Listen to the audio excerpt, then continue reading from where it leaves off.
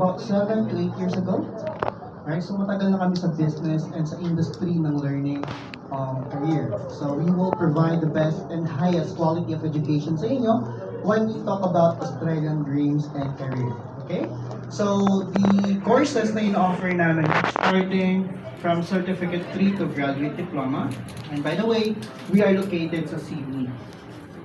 So it means lahat ng action, lahat ng kaganapan sa Sydney, you can witness them all.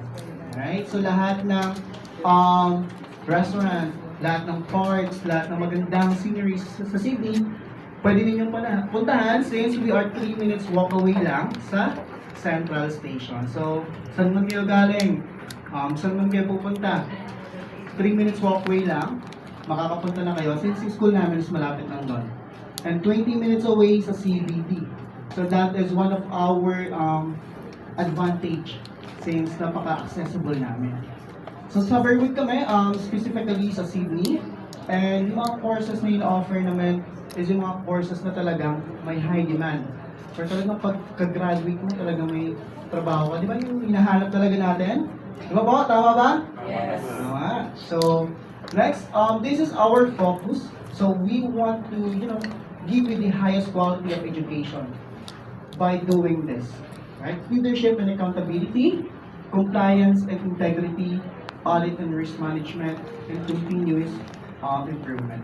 So those are our goals na gusto namin ipatupad every time that we are giving the highest quality na education sa mga student. So why choose SIC, Sir Benzel? Bakit nga ba SIC? The first one na mention ko na kanina, yung prime location namin. The second one is learning environment. We have the best and highest quality ng mga equipments na pwede ninyong magamit to train yung courses ninyo. So for example, hospitality courses, so ano ba gagawin ninyo? Magluluto, right?